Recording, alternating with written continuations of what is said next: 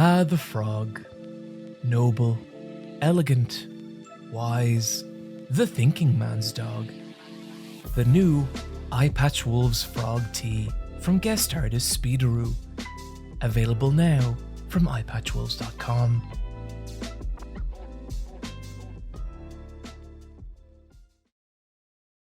First-person open-world games don't tend to be my thing, and that's mainly because I'm not a loser. I play real video games like fighting games and JRPGs and dating sims. Hey, wait a minute. And yeah, I cannot stop playing Avowed. From Obsidian Entertainment, makers of the good open-world Fallout game, Avowed hooked me not with its fantastical world, its intriguing stories, or endearing characters, but just because of how damn fun its combat feels. And that's unusual, because in the past, I have really struggled to get into first-person melee, because of how floaty and imprecise it feels. Attacks gliding past your opponent and landing with all the impact of, well, me whenever I try and make a joke around the men currently renovating my attic. That is not Avowed. Here your attacks land, bounce, and smash into your opponents. The animation signaling beautifully that you have made contact, that someone is on the other end of your sledgehammer and they hurt a lot. The secret spice being how they lock your movement in place at the moment of contact to simulate the feeling of your body bracing as it absorbs the impact, and God, it just feels so good. It was those bouncy kinetic explosions of combat that pulled me through Avowed's first few hours, and led to me gaining a deeper appreciation of just how cool its world is, or how well written its characters are, or even just the level of player expression that you can achieve through its combat system. Like, bashing people's cool, but have you ever tried challenging someone to a noble duel before? Aha! You didn't think I had this, did you? The entire time, my attention being constantly yanked by side quests and curiosities that would spiderweb simple journeys of A to B to A to X to Y to wait, what did that woman want to do with that lizard? To the point that I don't even need a destination in Avowed. I just like Terminator running my way across these landscapes, occasionally stopping to beat little mushroom folk to death with my fists, and getting lost in this world. A group of impossibly muscled men load themselves into a gigantic floating Tommy gun before being shot across the planet, only for a second group of impossibly muscled men to give chase by climbing inside their friend's face, before said friend climbs inside his own face, which is also a black hole that teleports them all to the pyramids of Giza, upon which they will now compete in a wrestling tournament to decide the fate of the universe. No friend, you're not having a stroke, you have just experienced a brief snippet of synopsis of Kinnikuman Perfect Origin. Based off a 2012 spin-off manga based on the original Kinnikuman, the appeal of Perfect Origins is twofold. One, it's a window to just how much of the DNA of what would become the most popular form of anime on the planet was present in that original series. But two, Kinnikuman explodes with more violent, colourful insanity than hurling a grenade into a flock of clowns. From a talking mountain who has learned judo, to a massive baby wrestler who grows up over the course of a match and into the perfect counter to his opponent, to the tragic death throes of a giant, sentient wrestling Walkman.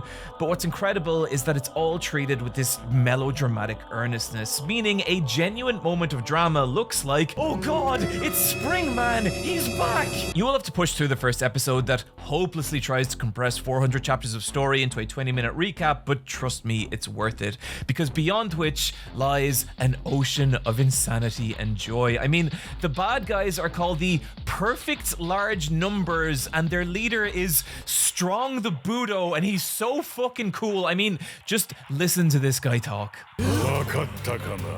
誇り高きパーフェクト超人界の新しい代表権は我々リアルパーフェクト超人軍にある Spectacular. I have recently developed a fondness for the city of Amsterdam. I guess you could say it caters to my very specific interests. Like the Mouse Mansion. 20 years ago, a Dutch woman began to create little felt mice people, and then just, never stopped. The culmination of that journey of madness being this utterly delightful little haven of tiny felt rodents. Frankenstein mice, Sultan mice, lesbian mice, and, what I am choosing to interpret as mice protesting the British monarchy, all composed and staged in these goddamn adorable little dioramas. Walking around this shop and peering into these delicately carved little worlds was a joy, and if you would like some semblance of that joy, they actually have books available online that let you really appreciate the tactile craftsmanship that went into every one of them. I've talked about this before in these videos, but I think the universal currency of art is passion. Seeing someone pour their whole ass into a project is infectious, to the point that what that project specifically is nearly secondary to the work and love that has gone into it. And so when I look at these things, I don't just see a cute little diorama, I see someone who has channeled their human spirit into becoming a master at something. And it makes me want to do that as well. In YouTube videos, not in constructing tiny felt mice people, which I'm gonna guess is probably not my strong suit. Hello, welcome to Eyepatch Wolves food review. You've just caught me eating some delicious pizza.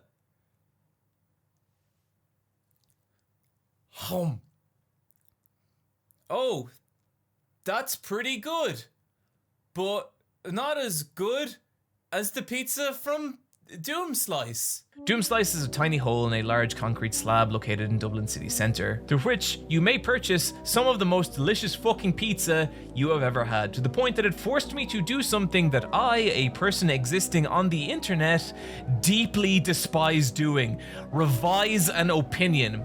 Though I have kept it to myself, I have long held the controversial belief that deep dish Detroit style pizza is fluffy pizza for assholes. I could never understand why you need that amount of base and what it added to the overall experience, but Doom Slice has answered that question. The thicker base allowing for an increased quantity of toppings, resulting in an insane level of flavor. The combination of the tangy meat, the fresh vegetables, and the delicious sauces and dips, all coalescing together into a fucking dream bite of a pizza. My advice is to book yourself a ticket to fucking Taste Town and get the gloat pizza paired with the candied jalapeno dip.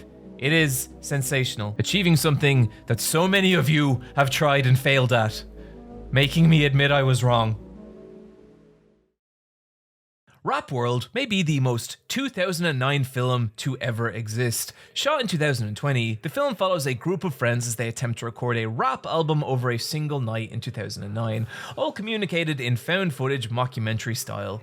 And it is very entertaining watching this misguided group of fuck-ups approach hip-hop creation with the same incompetence as well every other part of their lives. But what's interesting is that if you go to the IMDb movie reviews, what you get is not people laughing at, admittedly, this very funny film, but instead talking about how the movie resonated with them, remembering when their own lives were like this. And I feel that. It was impossible not to watch this movie and not see in it the days when I and everyone I knew were as lost and aimless as the characters here. On these weird nights that would stretch on forever, where nothing mattered and so everything did. And those days are gone now, buried under layer after layer of responsibility and obligation. But I think that's what's so underlyingly powerful about this incredibly stupid movie. How it captures that liminal time between post-college adolescence and being a real adult. It's kind of awesome. Also, it has some of the best bad rapping I've ever heard. Toby Hanna, only eat Benihana. Riding down the street, I'll see you mañana. A county in Pennsylvania brimming with vitality. Drink the cold water, you'll be infected with immortality. I genuinely cannot tell if that is an absolute overload of talent or a utter lack of it. Pilot Quest is a mix between a time-based clicker and a survival crafting game, and somehow not shit, as you gather resources to extend the timer you have to explore a mysterious dungeon, resulting in intense scamper fests as you try and drag your haul back to camp before the clock hits 0. Overblood is a Smash TV-like, do the kids still know what Smash TV is? No, of course they do. Where you can increase the difficulty of each wave of enemies, but in doing so, also the reward for beating those enemies. Meaning, when you get overwhelmed and die, you did this to yourself. Rock On Island is a prehistoric tower defense game where you must distribute your very limited resources across placing units, leveling up the skill trees of those units, upgrading your own weapons, and farming chickens. Also, fiendishly designed and addicting that it began to cause problems in both my professional and personal life. Avianos is a strategy game that takes place on two levels. One, the larger geographic board game conflict as you and an opponent attempt to take control of different swaths of land and resources. And the second, a more ground level battle system reminiscent of old Command and Conquer games. Do the kids still know what Command and Conquer is? No, of course they do. With a genuinely abyssal level of strategic depth, where just like in real life, you can pray to various dinosaur gods to receive special blessings.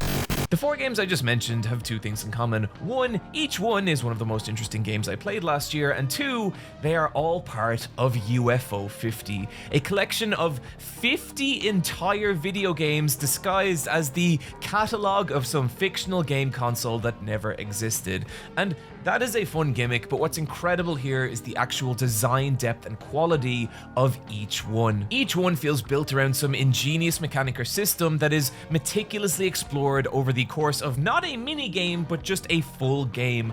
I spent at least 5 hours with each of the four games mentioned, and much more in some, and could easily name another half a dozen like that. Valbrace is Punch Out in a dungeon, Rail Heist is a fucking 2D side-scrolling stealth immersive sim, and Night Manor is a full-on horror visual novel.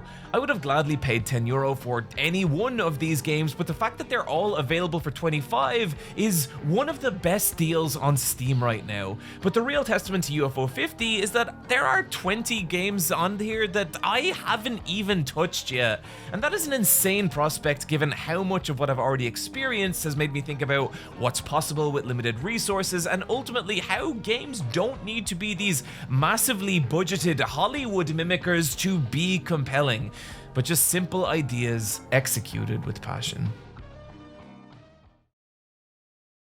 Hello, and welcome to the art dimension. Today, we're going to be talking about an artist called Chaton Laser. Chaton's the artist I go to whenever I'm not sure a merch idea is going to work, and that's because their work is this impossible middle ground of technically immaculate draftsmanship and beautifully loose expression, which means they can work across a massive varieties of styles and genres, and yet somehow everyone feels so distinctly them. It is all so fucking stunning that I genuinely get lost in these pieces whenever I look at them. So please check them out and give them a follow. And on that note, it's a weird time to be an artist. There's a bunch of AI fucking bullshit, corporations never treat you like they should, and if you have some artists, I would say support them through Patreon or go commission them, because god damn it, art is important and not the scribble bollocks that a lot of AI generators are outputting. Thank you. Also, I just want to take a second and thank everyone who sends me fan art. I don't talk about it a lot in videos because the Irish concept of notions has me terrified that I will ever get any idea about myself. But people send me such fucking awesome shit, whether it's about Eyepatch wolves or just me or the streams, and just I want everyone to know I do appreciate the hell out of it. I look at it all and it makes my day. If you would like to send me some, you can do so at regulareyepatchwolf@gmail.com. Thank you. In 1999, a public access TV show was created called Raw Time, specializing in alternate and metal music videos and hosted by Tiffy. Raw Time proves two things. One, I will truly never stop being that depressed 15-year-old way too into nu metal, and two, give people a molecule of anonymity and they will say the vilest shit imaginable every time. Raw Time. You're an ugly ass stupid bitch. You sound stupid, hoe. Hoe. Stupid. Sorry. The reason I bring this up in a favorite things video instead of a video I will one day make called We Have Always Been Terrible actually is Tiffy herself. Watching her deal with the abusive callers through a combination of obsidian indifference and razor bladed retorts is some of the most iconic and entertaining shit I have seen in a while. Raw Time. Hey, do you have any Kid Rock, Limp Bizkit, or Tool or Screw videos? We do, but I don't think we're gonna play them ever. Yeah, what's up? Are you a lesbian? Sure. Are you? No. That's too bad. It doesn't matter what people say or how they try and shock her, Tiffy is immovable, unleashing verbal shotgun blasts upon viewers before crushing them with devastating hang-ups. Raw time? You trashy bitch. That's me. Raw time? Do you have any emotions, you dirty little bitch? I think I used to, but raw time. Compilations of Tiffy have been circulating online for the last couple of years to the point that a small fan community has built up around her, featuring fan art and even some really awesome and creative fan animations. Raw time. You stupid bitch. That's me. Actually, I'm an intelligent bitch sometimes. I like to think, at least. Raw time. Yeah, I can order a pizza. I don't know, are you capable of doing that? Yeah, I like that. Okay, then I guess you can. Raw time. At this point, I largely believe the internet was a mistake, but it's still awesome to see people come together and celebrate this lost icon of 90s malice and indifference. Oh, Tiffy, we need you now more than ever. I talked about Freerun in my last favorite things video, and yet here it is again. Because in retrospect, I feel like I undersold this series. While I enjoyed Freerun's first part, I remember at the time leaning slightly more towards Delicious in Dungeon. However, that was until I viewed Freerun's second part. There's a subtle beauty to both Freerun's world and characters that takes time to become apparent, but the more I watched, the more I found myself loving just even tiny interactions between them, little fleeting moments that catch your attention during the show's montages, or the subtle way that the characters will grow and change their behavior in accordance with each other. Meaning the parts of Freerun that had me the most on edge weren't even the exceptionally animated action scenes, but just the tense exchanges of dialogue, where two characters probe and needle each other. Moments where words were sparse but implication was abundant, such as the conversation between Ubel and Sensa, which is a goddamn masterclass in dialogue where nothing is really said and yet everything is, to the point that I was actually disappointed when the show took a more action-orientated approach in its final arc. But even then, Freerun surprised me. A batshit insane venture into a horrifying clone dungeon, punctuated with the exact kind of meticulously written character interactions that make this show so special. If you are maybe a little unsure from my first recommendation, consider the preceding paragraph my boot casting you over the precipice of uncertainty and into one of the decade's finest anime. Hello, welcome to the YouTube Zone. I don't know what more I could possibly say to convince you to check out When We Ran Away Together than the footage you are currently viewing on screen. A passion project animated by a single person, and I just mean, look at this thing.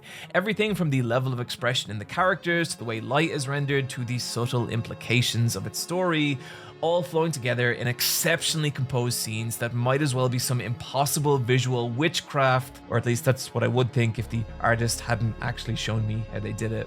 It's 90 seconds of pure joy, of the rush and exhilaration of venturing out on your own for the first time and experiencing a whole world opening up before you.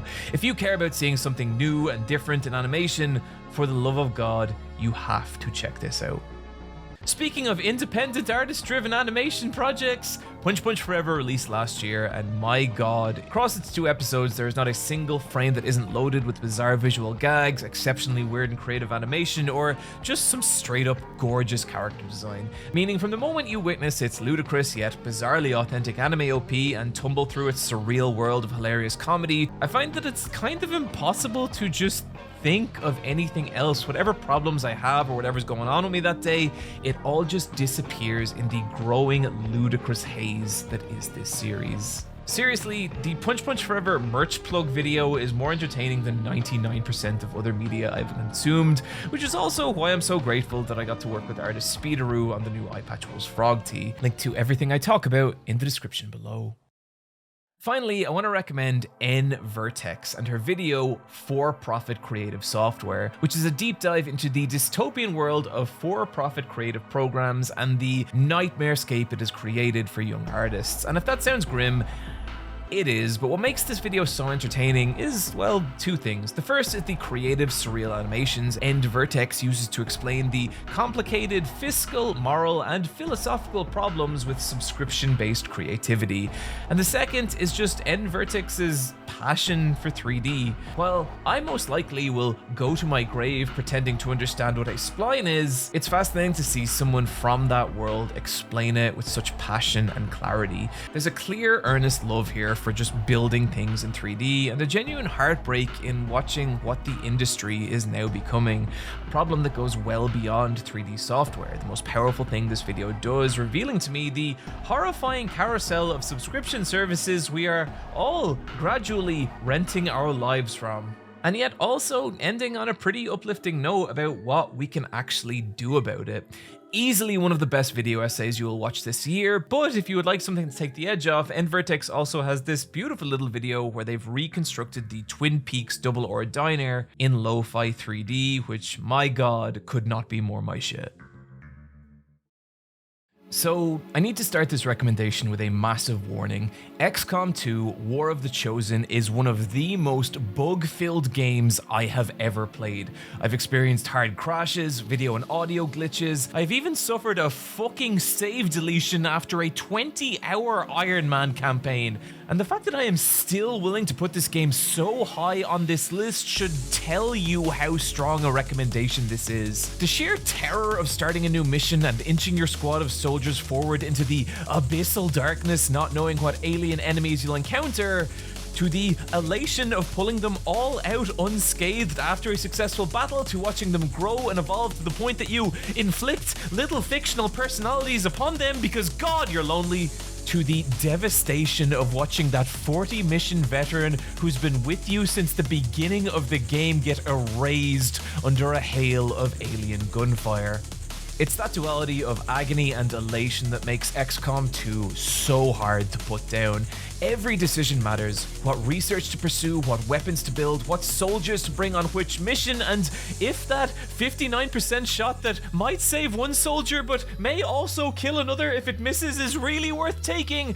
All making for a brutal, rewarding, and occasionally horrifying experience that is elevated massively by the War of the Chosen DLC, which I state is necessary if you want to have the experience I'm talking about. Introducing new factions, new characters, new weaponry, but also 3 unique alien lieutenants who can randomly spawn into your map and slit the fucking throats of your most beloved soldiers, resulting in not just the second most urine-soaked entry on this list, I promise that'll make sense later, but one of the finest tactical games in existence. I want to take a brief interlude here and shout out my parents' dog, Montgomery. I went through a sad dog experience recently and started hanging out with Mont more to help get over it. If you met Mont and saw how shy and nervous he is, you would think, oh no, what has this poor small dog been through to make him this way? And the answer is nothing. He has had the easiest life a dog has ever had. He's just a tiny coward. To him, the world is so large and so infinitely pants-shittingly terrifying, but I respect the fact that he endures. He is a good boy, regardless of how scared he is, and seeing him a little more this last while has just been really nice. So, thank you, Mont. I think you're great, despite the fact that I think our parents like you better than they do me.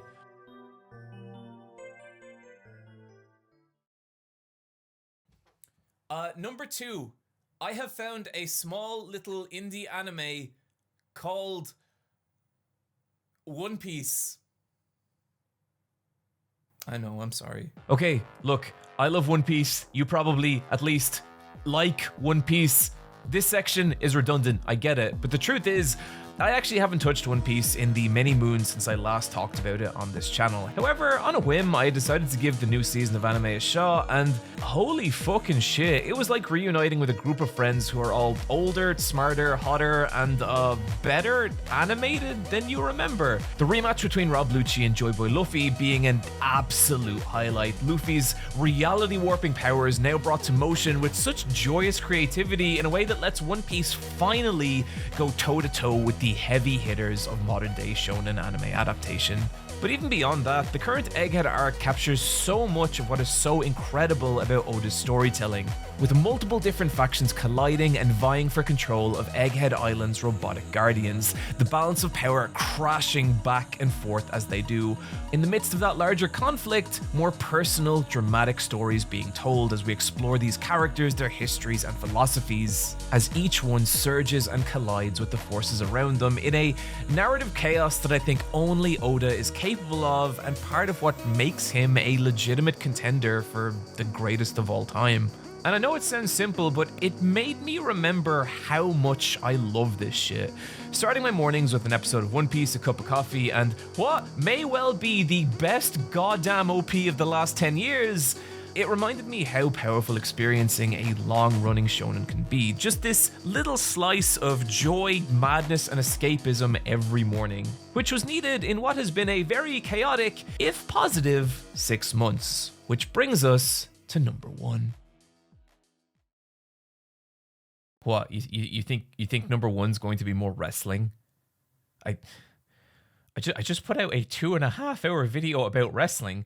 The copyright threat alone from that video nearly destroyed this channel. You actually think, after all that, I want to talk about more wrestling? Hiroki Goto started with New Japan Pro Wrestling in 2003. Goto had everything. With the body of a grizzly bear and the charisma of that same grizzly bear wearing a leather jacket, his matches were these breakneck physical drama fests. Goto pushing through intense amounts of punishment and forcing his opponent to defeat through sheer will. By 2007, it started to feel like Goto was the next massive star of New Japan, and particularly when a match was scheduled between him and the reigning heavyweight champion Hiroshi Tanahashi. A title opportunity that, given the glacial pace New Japan pushes its new stars at, signaled everything about how much potential Goto had as a future face of the company. But despite pushing the champion past a grueling 30 minutes, Goto lost by submission, tapping out to Tanahashi's special Texas Cloverleaf. But that's okay, he's young and a gleaming future is still laid out before him. And that would become apparent in the years that follow, Goto winning tournament after tournament, earning title shot after title shot. And he could come so close, he would finger grasp that world title only for it to slip away in the last moments. By 2011, Goto had challenged for the title 4 times, and what once felt like an inevitability begins to blur into an uncertainty. By 2016, Goto had challenged 8 times and been unsuccessful every single time. The phrase "always a bridesmaid, never a bride" begins to haunt Goto, and his eternal status of so close yet so far becomes a joke and then a meme. Making all this so much worse was that his 8th loss came at the hands of Kazuchika Okada, the gleaming new megastar of the company. 8 years younger than Goto, Goto now 36 years old, and to many, far too old to break into the main event scene of New Japan. And worse, his loss to Okada meant that he was now forced to join Okada's faction, slashing any hope of him challenging for the belt again in the near future. But then, nothing. Seasons change, years pass, different eras of New Japan come and go, and Goto watches a cavalcade of new champions rise and fall, while he bounces around the mid-card, growing more tired and old each passing year. The dream that once felt so close, now fading to nothing. An especially difficult milestone being when Goto's father dies, never witnessing him become the champion. Then, 2024, the New Japan Ranba, New Japan's version of the Royal Rumble, and Hiroki Goto, now 45 years old and beyond any hope of ever having a title shot, let alone a title reign, enters. And something impossible happens. He fucking does it. But to the New Japan faithful, what was happening was obvious. Goto would be given one more title shot, one more last hurrah before he set off into the sunset. An inevitability given that the title holder at this time was Zack Sabre Jr., a tap-out specialist who was going to twist Goto's body into submission, forcing him to lose his final title opportunity exactly as he'd lost the first. But Goto does not quit. He does not give up. He pushes through all the doubt, all the failure, and he keeps going until, boom, he takes the champion to his limit and then beyond. After 2 decades of disappointment and struggle, it actually happens. Goto wins the belt, and it's fucking incredible. I'm gonna spare you yet another analogy about how wrestling is both kinda real and kinda fake at the same time, but I mean, fucking look at this man. Look at him celebrating this impossible dream in the ring with his children, and tell me you don't see something real there. And it's powerful, because sometimes shit doesn't work out and it's devastating, but you can't use that as a projection for why it won't work out again. Like, how fucking dare you have the audacity to assign yourself failure that has not happened yet? You have to let yourself believe that things will be better next time, because what the fuck else is there? I know it makes very little sense to say that it was a 45-year-old Japanese wrestler who taught me that, but he kinda did. So, thank you, Hiroki Goto. I love you. I think that's the end of the video.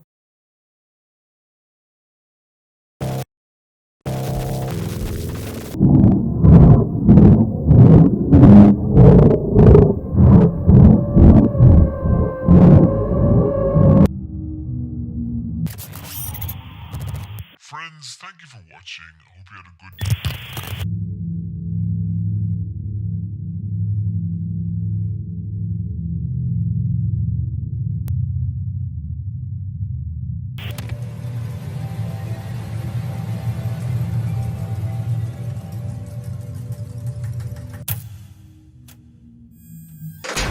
We're a little overdue, aren't we?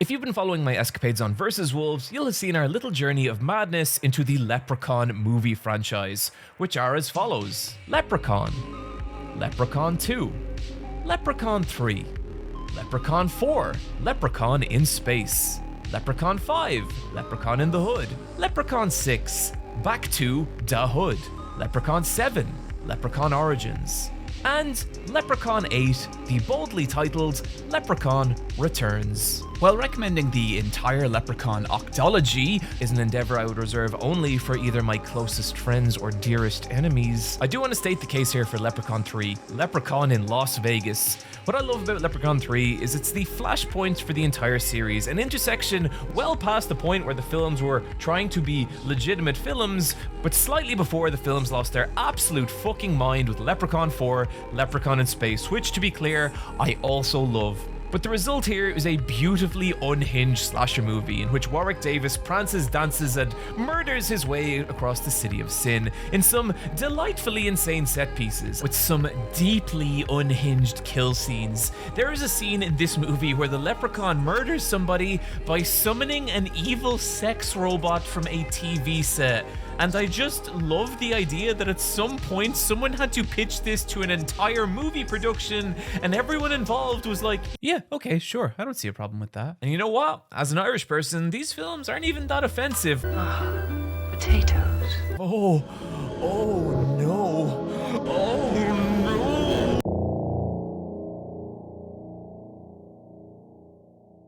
If you watched my Fear and Hunger video and felt equal parts intrigued, but also, well, that's a little much for me, I may have the game for you. Look outside sees you wake one morning only to find that everything is wrong. There is a strange glow coming from outside your window. A woman is watching you through the walls. Unusual noises are coming from the hallways. Venture out of the safety of your apartment and you'll realize that your neighbors are no longer your neighbors, revealed through Look Outside's turn-based combat. And it's here where we can see two of the game's coolest and creepiest features. The first is some beautifully grungy pixel art that feels like what if Junji Ito drew the Beano, and two, a system designed to inflict as much tension and dread as possible, where enemies start far away from you and obscured in shadow, before turn by turn gradually drawing closer before finally revealing what they are. From here, it's your task to survive 16 days, which is difficult because while your apartment is the only safe space, you'll need to venture out into the increasingly infested complex, foraging for ammo, food, and medical supplies, stalked by strange creatures the entire time. The game occasionally using that tension to force you into difficult decisions, like running low on food and the guy outside your apartment says he has some. But do you really want to open your door to this ominous stranger?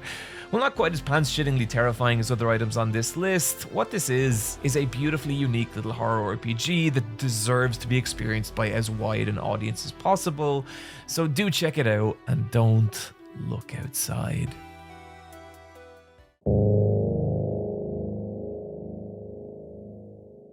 You walk through an empty train station. You pass a man carrying a briefcase. You keep walking. You pass a man carrying a briefcase. You keep walking. You pass a man carrying a briefcase.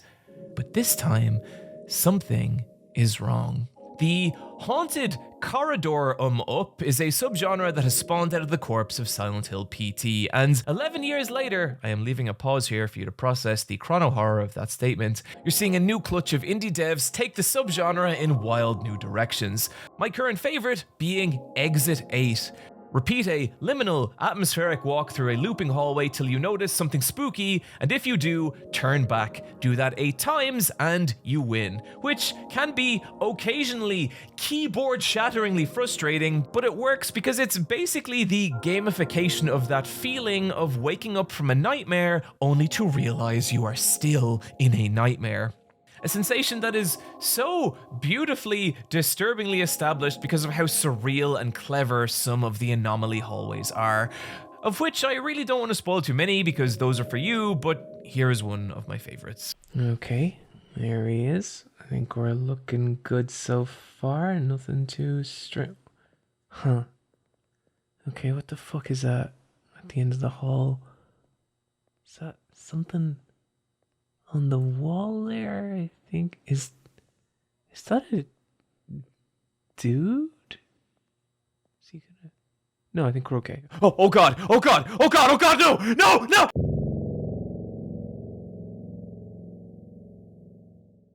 Last October, I played 20 different horror games over on Twitch, and while there was some real gems like Faith or psicochurroz, both of which are absolutely worth checking out despite their absence from this list, look, I know most of you already know what Faith is, and psicochurroz just hit off my unease of mushrooms. However, the one I found crawling back to mind over and over was This Is Not Your House.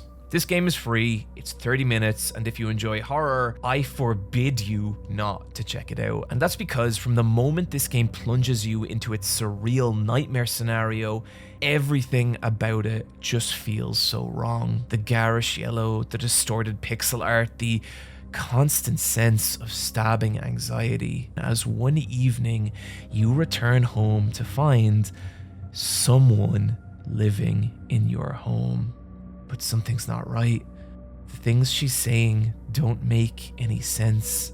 She insists that she lives here.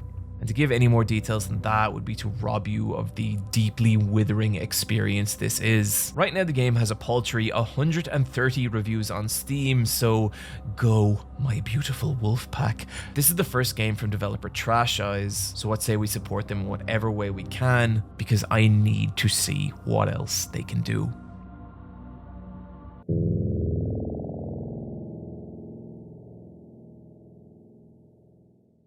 You ever have a film just crash into your life, leaving you an absolute fucking mess? Well, being the simmering pile of emotion I am, that is not uncommon, but fuck man, I saw The TV Glow, a surreal, beautifully shot story about two young friends and their shared love of an old horror TV show. I Saw The TV Glow begins by capturing the intoxicating feeling of falling in love with a piece of media through another person, and how that media can transform into a space for you both just to exist in. But as it continues, its edges soften, its world blurs, and it becomes entirely something else. To the point that I think some people are going to struggle with this. While I Saw The TV Glow was more parsable than director Jane Schoenbrun's previous work, We're All Going to the World's Fair, which I did also love, it's not something I'd watch for a tight plot or coherent answers. To me, it's a headphones on, mouth shut, 2 a.m. kind of movie. It is the feeling of a dream you fall into, but one that says so much about nostalgia, how we remember things, gender stuff, and the horror of being trapped in a life that you never truly wanted, all woven together with some beautiful direction and an ethereal soundtrack, culminating in an experience that pushes the boundaries on just what horror can be.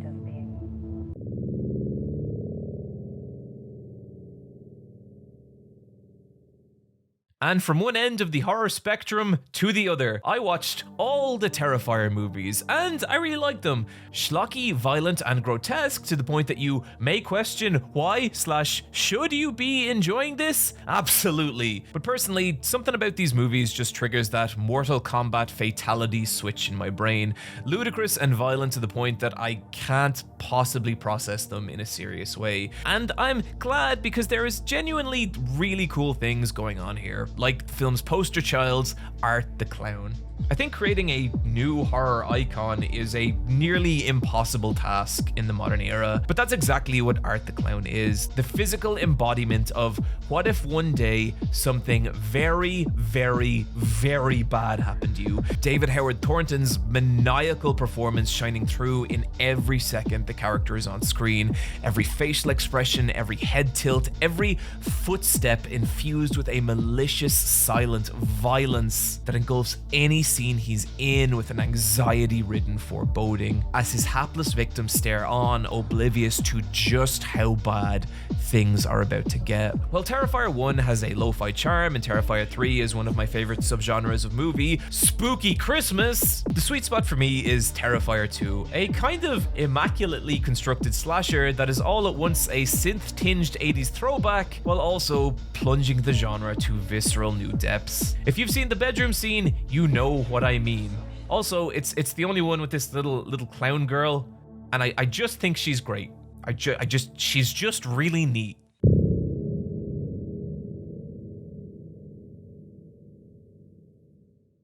Number 1, oh god, mouthwashing. If you were online around September of last year, you may have experienced the collective bomb blast suffered by those who played Mouthwashing. Another game I played over the course of Ghosttober, the 3 hours I spent with Mouthwashing being some of the most disturbing and harrowing I have ever experienced, not just in a video game, but just in horror. Mouthwashing is different and distinct from Silent Hill 2, but the biggest compliment I could pay it is that it made me feel how that game did 20 years ago. And explaining why and how would be impossible in the briefness I have allotted myself for these videos, but something I may attempt in the future, and that is your indication that you need to play this. Mouthwashing is an experience that does not come off. It's something that the moment you realize what it is, what these characters are, and what you have been a part of, you can never go back. You can never look at a single screenshot or piece of footage of this game and feel the same about it ever again. If you need a content warning, for the love of God, check those content warnings, as Mouthwashing deals with several horrifying and upsetting scenarios, which all culminate in this statement that beyond the body horror, beyond the existential space dread, it's the lies we are willing to tell ourselves that is truly the darkest force in the universe. It seems we've reached the end of the video. I do hope you enjoyed that. I hope it made you feel good. As always, it was designed to. But you know that, don't you? You know that none of this is real. And I don't mean right now. Now we're honest. Now we're talking. And I'm not saying that to the hundreds and thousands of people who might be watching this. I'm saying it to you. And only you. That's what I love about this time, that individual connection, this space where for moments a year, we can both just stop pretending. Oh, we had some lovely illusions this video, didn't we? Personally, I really enjoyed the segments about the dog. That felt so real, so authentic. But just for a second, imagine the kind of person that would fabricate a moment like that. Imagine the kind of person who would meticulously engineer a scenario like that and did everything they could to make you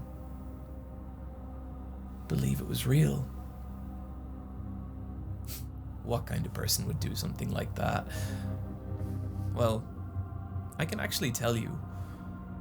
Someone who cares about you so much. Someone who so badly wants to make you feel anything.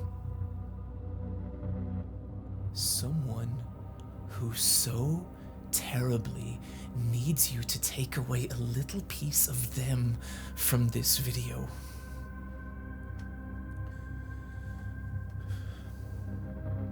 Oh, I'm sorry. Did you think I meant this? Did you think I meant only this? What are you watching?